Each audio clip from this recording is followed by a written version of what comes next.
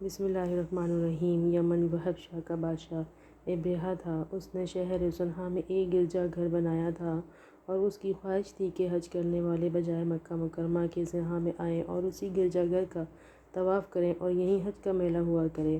عرب خصوصاً قریشیوں کو یہ بات بہت بری لگی، چنانچہ قریشیوں کے قبیلہ بنو کنانہ کے ایک شخص نے آپے سے باہر ہو کر صنعا کا سفر کیا اور ابرہہ کے گرجا گھر میں داخل ہو کر پیشاب پخانہ کر دیا اور اس کے در و دیوار کو نجاست سے آلودہ کر دیا۔ اس حرکت پر ابرہہ بادشاہ کو بہت طیش آیا اور اس نے کعبہ معظمہ کو ڈھانے دینے کی قسم کھائی اور اس ارادے سے اپنا لشکر لے کر روانہ ہو گیا۔ اس لشکر میں بہت سے ہاتھی تھے اور ان کا پیش روا بھی بہت بڑا گواہ بے کر ہاتھی تھا جس کا نام محمود تھا۔ ابرہہ نے اپنی فوج لے کر مکہ مکرمہ پر چڑھائی کر دی اور اہل مکہ کے سب جانوروں کو اپنے قبضے میں لے لیا، جس میں عبداللہ مطلب کے اونٹ بھی تھے۔ یہ وہی عبداللہ مطلب ہیں جو ہمارے حضور خاتم النبی صلی اللہ علیہ وسلم کے دادا ہیں، خانہ کعبہ کے متولی اور اہل مکہ کے سردار تھے۔ یہ بہت ہی رغبت دار اور نہایت ہی جسمور و شابوق کے آدمی تھے۔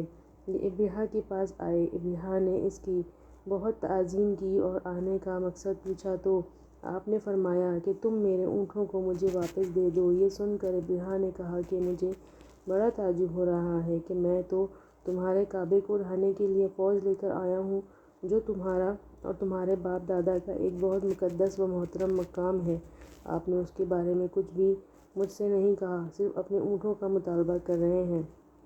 حضرت عبداللہ مطلب نے فرمایا کہ میں اپنے اونٹوں ہی کا مالک ہوں، اس لیے اونٹوں کے لیے کہہ رہا ہوں، اور کعبے کا جو مالک ہے وہ خود اس کی حفاظت کرے گا، مجھے اس کی کوئی فکر نہیں۔ ابرہہ نے آپ کے اونٹوں کو واپس کر دیا۔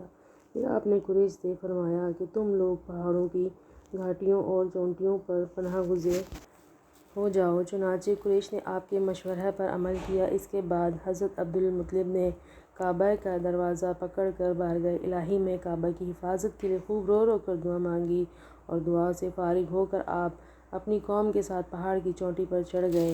ابرہہ نے صبح تڑکے اپنے لشکر کو لے کر کعبہ مقدسہ پر دھاوا بول دینے کا حکم دیا اور ہاتھیوں کو چلنے کے لیے اٹھایا، لیکن ہاتھیوں کا پیش رو محمود جو سب سے بڑا تھا وہ کعبے کی طرف نہ چلا، جس طرف اس کو چلاتے تھے چلتا نہ تھا، مگر کعبہ مکرمہ کی طرف جب اس کو چلاتے تھے تو وہ فوراً ہی بیٹھ جاتا تھا۔ اتنے میں اللہ تعالیٰ نے سمندر کی جھاپ سے پرندوں کا لشکر بھیج دیا اور ہر پرندے کے پاس 3 کنکریاں پنجوں میں اور 1 چونچ میں۔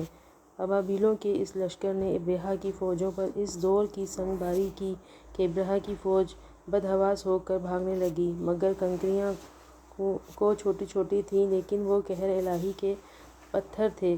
پرندے جب ان کنکریوں کو گراتے تو وہ سنگِ حضے فیل سواروں کے خود کو توڑ کر، سر سے نکل کر، جسم کو چیر کر، ہاتھیوں کے بدن کو چھاتے ہوئے زمین پر گرتے تھے۔ ہر کنکری پر اس شخص کا نام لکھا تھا جو اس کنکری سے ہلاک ہو گیا تھا۔ اس طرح ابرہہ کا پورا لشکر ہلاک و برباد ہو گیا اور مکہ معظمہ محفوظ رہ گیا۔ یہ واقعہ جس سال وقوع پذیر ہوا اس سال کو اہل عرب عام الفاظ میں ہاتھی والا سال کہنے لگے۔ اور اس واقعہ سے 50 روز کے بعد حضور صلی اللہ علیہ وسلم کی ولادت ہوئی۔